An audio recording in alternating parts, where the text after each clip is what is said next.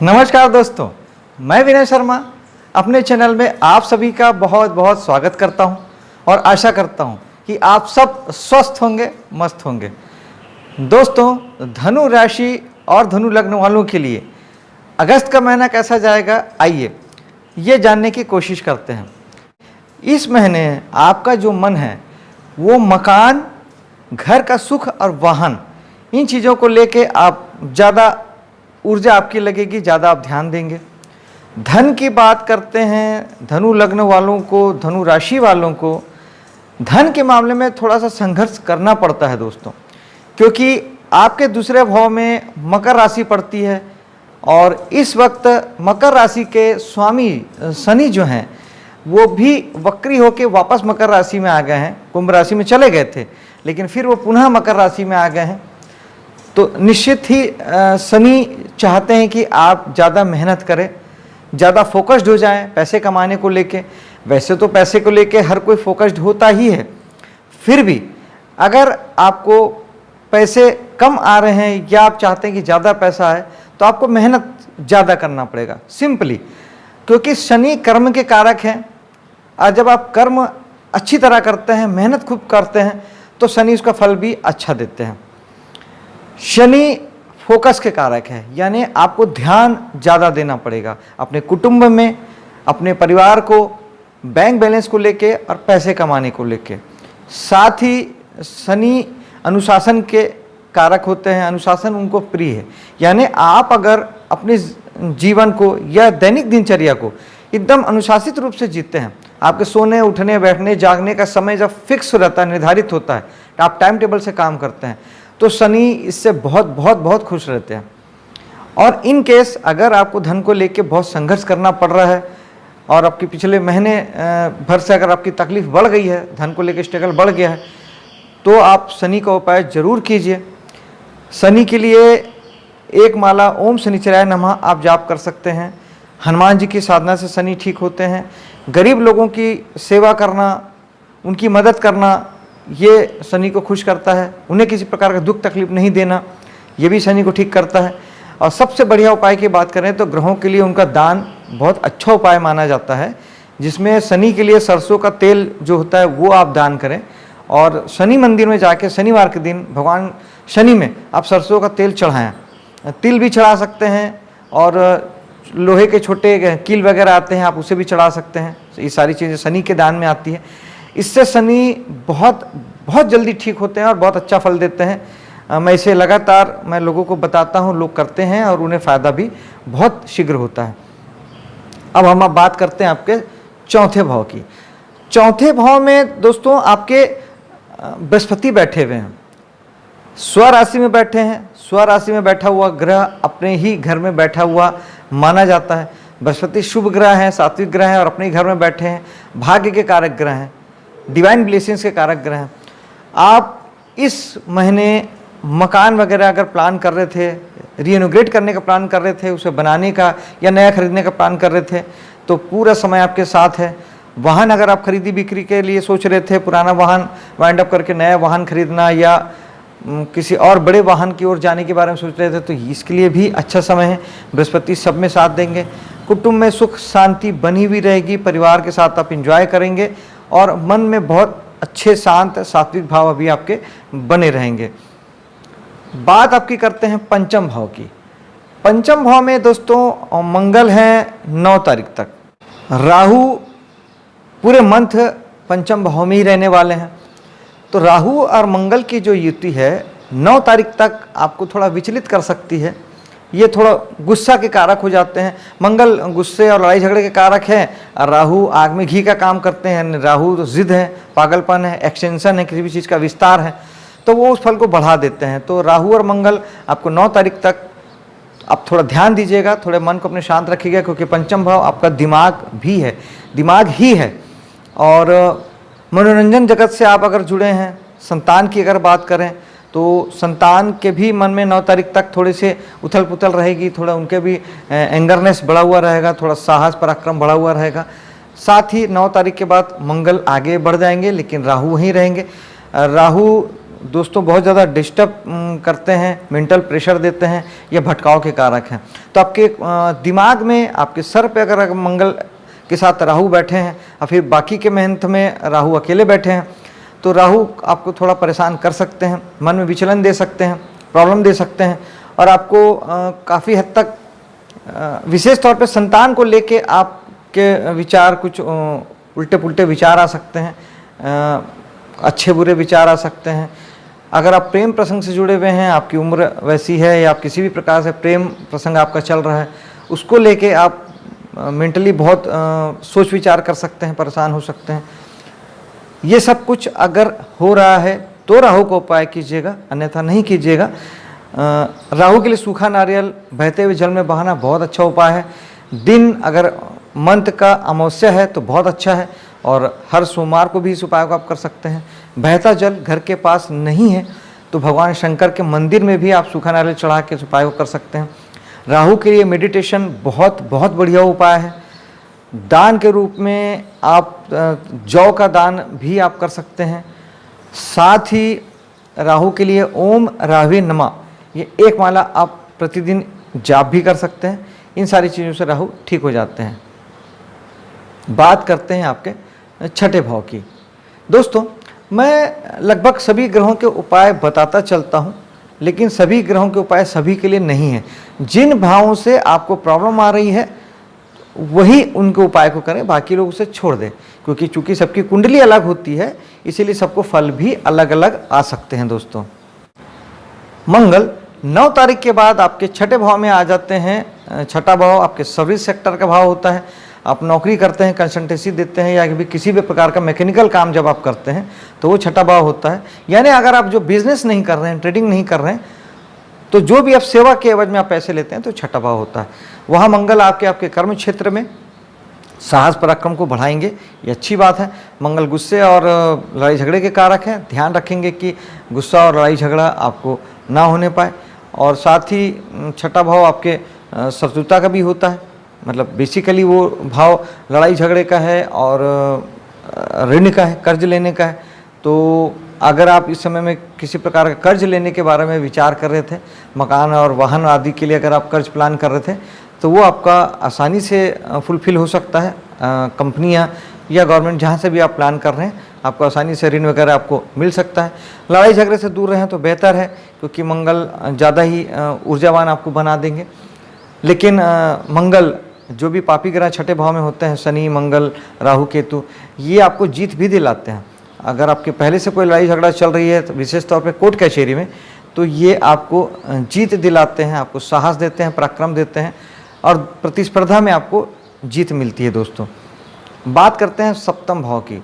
सप्तम भाव में शुक्र 7 तारीख तक रहेंगे, तो ये आपके जीवन साथी को और आपके बिजनेस की जगह में कुछ सुख सुविधा जोड़ेंगे, लग्जरी ऐड करेंगे, भोग विलास के कारक हैं।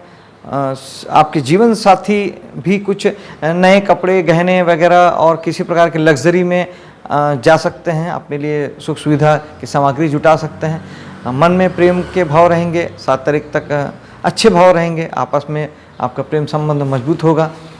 यही शुक्र 7 तारीख के बाद आपके 8वें भाव में आ जाएंगे।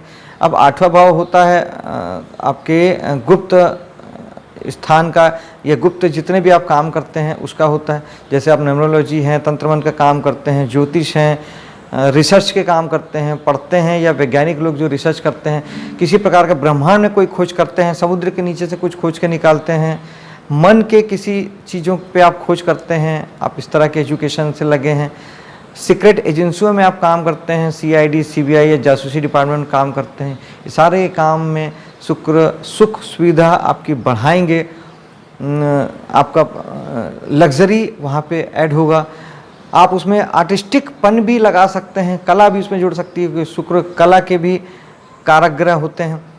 शुक्र स्त्री जाति के कारक हैं, तो स्त्री जाति को लेके आपको थोड़ी सी 8वां भाव दुख, तकलीफ, प्रॉब्लम, पीड़ा का भी होता है। अगर आप वहाँ के काम नहीं करते हैं तब उस स्थिति में आपको थोड़ी सी पीड़ा हो सकती है। शुक्र के लिए दही का दान अच्छा उपाय होता है, और इत्र परफ्यूम का दान भी बहुत अच्छा होता है, अगर 8वें भाव से संबंधित तकलीफ आपको ज़्यादा आती है तो। इस महीने सूर्य भी 16 तारीख तक बैठे हुए हैं दोस्तों। तो 16 तारीख तक आपको, अगर आप वहाँ के काम करते हैं तो आपको वहाँ बहुत नेम फेम मिलेगा, प्रसिद्धि मिलेगी, पद सम्मान की प्राप्ति होगी और आपका काम बढ़ेगा। पिता से सहयोग भी मिलेगा, पिता आपके लिए सहयोगी बनेंगे आपके काम पे। आप 8वें भाव के काम जब नहीं करते हैं तब फिर आपको थोड़े से पिता को लेके थोड़ा सा प्रेशर हो सकता है, पिता को थोड़ी सी कोई प्रॉब्लम हो सकती है, दुख तकलीफ हो सकती है। और बृहस्पति की दृष्टि भी है, तो बृहस्पति आपके 8वें भाव के सारे कामों को बढ़ा देंगे। 8वां भाव होता है ससुराल से मिलने वाला धन, पत्नी का धन, दूसरों का धन, पुश्तैनी प्रॉपर्टी। तो ये सारी चीज़ें बृहस्पति बढ़ा देंगे। इसका फ़ायदा आपको मिल सकता है, काफ़ी हद तक आपको पुराना रुका हुआ पैसा भी मिल सकता है। दूसरों से किसी भी प्रकार के धन की अपेक्षा आकांक्षा आपकी है तो वो इच्छा आपकी फुलफिल हो सकती है। 9वां भाव यानी भाग्य का भाव, इस महीने काफ़ी बलवान आपका भाग्य का भाव है, क्योंकि 20 तारीख तक वहाँ पे दशमेश बुध और सप्तमेश भी बुध आपके भाग्य के भाव में बैठे हैं। यानी आपका भाग्य को सपोर्ट देगा 7वां भाव यानी जीवन साथी, आपका बिजनेस, और 10वां भाव यानी कर्म का क्षेत्र, आपका पद प्रतिष्ठा मान सम्मान का भाव। ये सारे चीज़ें आपके भाग्य को काफ़ी हद तक सपोर्ट देंगी, या भाग्य इनको सपोर्ट देगा, आप ऐसे समझिए। आपके भाग्य से आपका कर्म भी बढ़ेगा, 7वां भाव में बिजनेस करते हैं वो भी बढ़ेगा, जीवन साथी के साथ सहयोग बढ़ेगा, अच्छा है। और साथ ही जो भाग्य का भाव है वहाँ पर सूर्य 17 तारीख से आ जाएंगे। सूर्य पिता के कारक हैं, तो पिता से आपके भाग्य को सहारा मिलेगा, पिता आपके भाग्य में सहायक होंगे, किसी न किसी काम पे आपको सहयोग मिलेगा, शासन सत्ता का सहयोग मिलेगा। आपके भाग्य बढ़ाने जैसी कोई घटना हो सकती है, आपके किसी काम में कोई रुकावट आ रही थी तो वो अब दूर हो जाएगी। भाग्य के सपोर्ट से सरकारी मदद भी आपको मिल सकती है, सरकारी पद प्रतिष्ठा और सरकारी अधिकारियों से आपके काम आसानी से बन जाएंगे। सूर्य स्वराशि के हैं यानी भाग्य के भाव के ही स्वामी हैं, तो भाग्य यानी अगर आप 9वां भाव के कोई भी काम करते हैं धर्म से जुड़ के, यानी आप किसी धार्मिक संस्था से हैं, धार्मिक मंदिरों में कोई काम करते हैं, आप कोई एनजीओ वगैरह धार्मिक चलाते हैं, किसी समिति में धार्मिक जुड़े हुए हैं, प्रवचन देते हैं, उपदेश देते हैं, किसी पूजा पाठ आदि का काम करते हैं, धार्मिक किसी भी प्रकार का आचरण करते हैं, तो वहाँ पर आपका मान सम्मान प्रसिद्धि बहुत बढ़ेगी और आपका स्केल ऊंचा हो जाएगा, आपका दर्जा ऊंचा हो जाएगा और आप जीवन में अच्छी सफलता इस महीने देख सकेंगे दोस्तों। यही बुध 20 तारीख के बाद फिर आपके 10वें भाव में चले जाएंगे और बुध वहाँ जाके स्वराशि के हो जाएंगे। तो स्वराशि के बुध आपके काम धाम में आपको उन्नति देंगे। 10वां भाव आपके कर्म क्षेत्र का भाव है, आप जीवन में जो कुछ भी करते हैं वो 10वां भाव होता है और स्वग्रही हमेशा बलवान होता है और अच्छा फल देता है। तो बुध आपके वाणी के माध्यम से आपको जीवन में उन्नति दिलाएंगे और 7वां भाव यानी बिजनेस जीवन साथी के माध्यम से भी आपको सपोर्ट मिलेगा और इस महीने आप कुछ बेहतर अपने वर्क प्लेस पर कर पाएंगे और निश्चित ही पद भी मिलेगा, मान सम्मान प्रसिद्धि भी आपकी बढ़ेगी। धनु राशि धनु लग्न वालों के लिए एकादश भाव यानी इच्छा पूर्ति के भाव में केतु बैठे हुए हैं। ये केतु को थोड़ा सा समझ लीजिए दोस्तों, राहु मोह माया है, केतु मुक्ति है, केतु विरक्ति है। राहु जोड़ते हैं, मोह देते हैं, जबकि केतु आपको विरक्त करते हैं, चीज़ों से अलग हटाते हैं। तो एकादश भाव आपके दोस्ती यारी का है, समाज सोसाइटी का है और इच्छा पूर्ति का है। यहाँ से केतु आपको डिटैच करेंगे। कब करेंगे? पहले आप इन चीज़ों के पीछे भागेंगे, फिर आपको दुख होगा और फिर आप वहाँ से विरक्त होंगे और मन में उन चीज़ों को लेके वैराग्य की भावना पैदा होगी। इच्छा पूर्ति को लेके कुछ नहीं चाहिए, दोस्ती यारी सब बेकार है, समाज सोसाइटी सब बेकार है, इस तरह के भाव आपके मन में आ सकते हैं, आएंगे। सबसे बढ़िया उपाय है, अगर ऐसा आपके साथ हो रहा है तो, कि आप एकादश भाव के लिए केतु बन जाइए, यानी आपको योगी बनना है। आप भोगी बनेंगे तो तकलीफ पाएंगे, मोह माया करेंगे तो राहु बनेंगे, प्लानिंग करेंगे तो राहु बनेंगे, भविष्य की योजनाएं बनाएंगे तो राहु बनेंगे और केतु आपको तकलीफ देंगे। आपको बनना है केतु। केतु यानी कृष्ण भगवान जो गीता में कहते हैं कि कर्म करो फल की चिंता मत करो, यहाँ पर आपको जस्ट लाइक योगी बनना है। योगी क्या करता है? बस जीता है, वर्तमान में जीता है। आप वर्तमान में आ जाइए, कोई प्लानिंग मत कीजिए, जैसा चल रहा है वैसे चलने दीजिए। किसी दोस्ती यारी से अपेक्षा मत करिए, समाज सोसाइटी से अपेक्षा मत करिए, किसी इच्छा की पूर्ति के बारे में विचार ही मत करिए। जब आप अपनी इच्छा की पूर्ति का विचार नहीं करेंगे तो आप देखेंगे कि आपकी इच्छाएं आपकी पूरी हो जाएगी। और आपने अगर इच्छा पूर्ति की कामना की, आपने दोस्ती यारी पे लेके ज़्यादा अपेक्षा लगाया, आपने ज़्यादा अगर समाज सोसाइटी को कोई अपेक्षाएं लगाई और ध्यान दिया, यकीन मानिए जो होता था वो भी नहीं होगा। और फिर आपको दुख होगा और आप चीज़ों से एकदम दूर हो जाएंगे, आप हट जाएंगे, विरक्त हो जाएंगे। तो न्यूट्रल रहिए, विरक्त होने के पोजीशन से बेहतर है कि न्यूट्रल रहेंगे। न्यूट्रल रहेंगे तो आपको कहीं कोई तकलीफ नहीं आएगी। और अगर आप ज्योतिषी उपाय करना चाहते हैं तो फिर आप केतु के लिए मेडिटेशन से बढ़िया कोई उपाय नहीं है। चेक प्रिंट के कपड़े आप दान में दे सकते हैं, रुमाल और नैपकिन के रूप में। खट्टे मीठे फल आप दान में दे सकते हैं, जो केला, नींबू, आम, पाइनएप्पल, ये भी केतु का अच्छा उपाय है।